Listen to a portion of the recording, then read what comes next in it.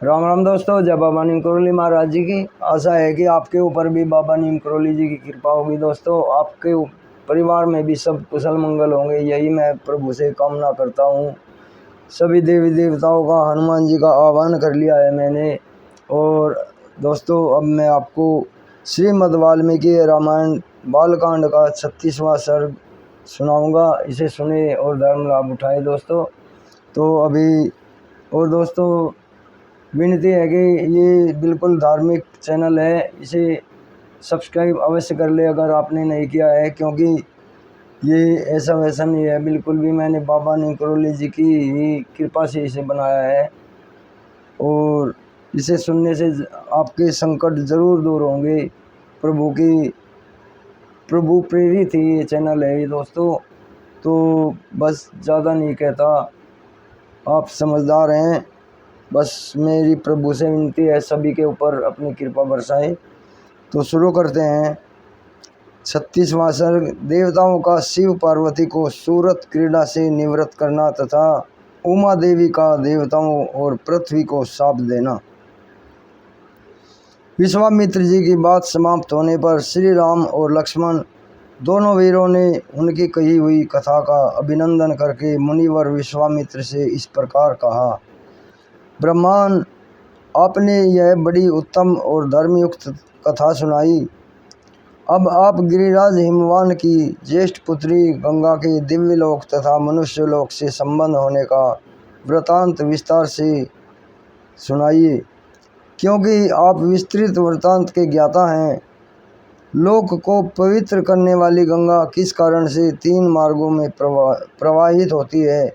सरिताओं में श्रेष्ठ गंगा की त्रिपद गाथा नाम से प्रसिद्धि क्यों हुई? धर्मज्ञ महर्षि तीनों लोकों में वे अपनी 3 धाराओं के द्वारा कौन कौन से कार्य करती हैं? श्री रामचंद्र जी के इस प्रकार पूछने पर तपोधन विश्वामित्र जी ने मुनि मंडली के बीच गंगा जी से संबंध रखने वाली सारी बातें पूर्ण रूप से कह सुनाई।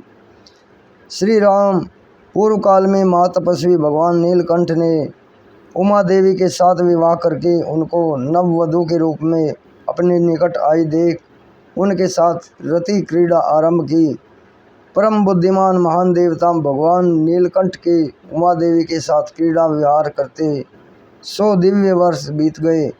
शत्रुओं को संताप देने वाले श्री राम इतने वर्षों तक विहार के बाद भी महादेव जी के उमा देवी के गर्भ से कोई पुत्र नहीं हुआ। यह देख ब्रह्मा आदि सभी देवता उन्हें रोकने का उद्योग करने लगे। उन्होंने सोचा कि इतने दीर्घ काल के पश्चात यदि रुद्र के तेज से उमा देवी के गर्भ से कोई महान प्राणी प्रकट हो भी गया तो कौन उनके तेज को सहन करेगा? यह विचार करके सब देवता भगवान शिव के पास जा उन्हें प्रणाम करके यूँ बोले। इस लोक के हित में तत्पर रहने वाले देव महादेव देवता आपके चरणों में मस्तक झुकाते हैं। इससे प्रसन्न होकर आप इन देवताओं पर कृपा करें। सुरश्रेष्ठ, ये लोक आपके तेज को नहीं धारण कर सकेगा, अतः आप क्रीड़ा से निवृत्त हो वेद बोधित तपस्या से युक्त होकर उमा देवी के साथ तप कीजिए। तीनों लोकों के हित की कामना से अपने तेज वीर्य को तेज स्वरूप अपने आप में ही धारण कीजिए। इन सब लोकों की रक्षा कीजिए, लोकों का विनाश ना कर डालिए। देवताओं की यह बात सुनकर सर्वलोक महेश्वर शिव ने बहुत अच्छा कहकर उनका अनुरोध स्वीकार कर लिया। फिर उनसे इस प्रकार कहा, देवताओं, उमा सहित मैं अर्थात हम दोनों अपने तेज से ही तेज को धारण कर लेंगे। पृथ्वी आदि सभी लोकों के निवासी शांति लाभ करें।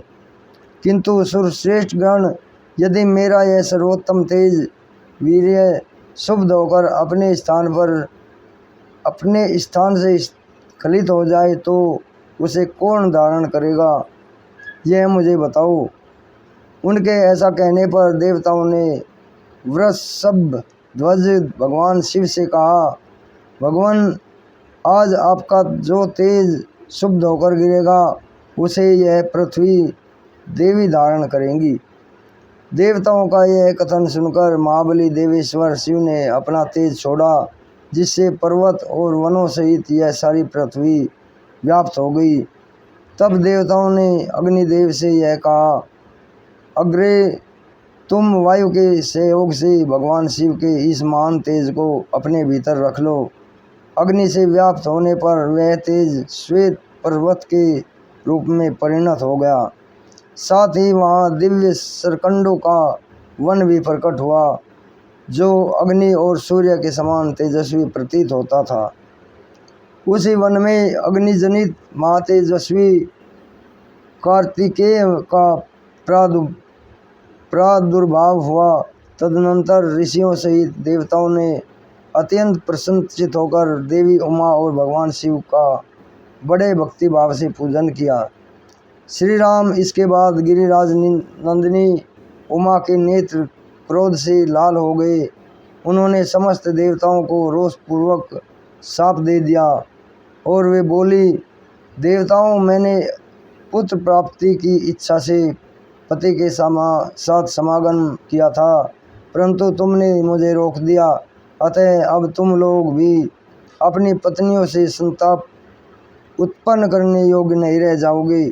आज से तुम्हारी पत्नियां संतानोत्पादन नहीं कर सकेंगी, संतानहीन हो जाएंगी। सब देवताओं से ऐसा कहकर उमा देवी ने पृथ्वी को भी शाप दिया, भूमि तेरा एक रूप नहीं रह जाएगा, तू बहुतों की भार्या होगी। खोटी बुद्धि वाली पृथ्वी, तू चाहती थी कि मेरे पुत्र ना हो, अतः मेरे क्रोध से कलुषित होकर तू भी पुत्र जनित सुख या प्रसन्नता का अनुभव न कर सकेगी। उन सब देवताओं को उमा देवी के शाप से पीड़ित देख देवेश्वर भगवान शिव ने उस समय पश्चिम दिशा की ओर प्रस्थान कर दिया। वहाँ से जाकर हिमालय पर्वत के उत्तर भाग में उसी के एक शिखर पर उमा देवी के साथ भगवान महेश्वर तप करने लगे। लक्ष्मण सहित श्री राम, यह मैंने तुम्हें गिरिराज हिमवान की छोटी पुत्री उमा देवी का विस्तृत वृत्तांत बताया है। अब मुझे गंगा के प्रादुर्भाव की कथा सुनो। इस प्रकार श्री वाल्मीकि निर्मित आर्ष रामायण आदि काव्य के बालकांड का 36वां सर्ग पूरा हुआ। जय श्री राम, जय हनुमान जी की, जय बाबा नीम करोली महाराज जी की। तो दोस्तों, ये श्रीमद् वाल्मीकि रामायण बालकांड का 36वां सर्ग पूरा हुआ। आगे मैं आपको कल 37वां सर्ग सुनाऊंगा, गंगा से कार्तिकेय की उत्पत्ति का प्रसंग। तो चैनल को सब्सक्राइब कर ले ताकि आपको लगातार ये रामायण के पाठ मिलते रहें। तो आज्ञा दीजिए दोस्तों। जय श्री राम, जय हनुमान जी की, जय बाबा नीम करोली महाराज जी की।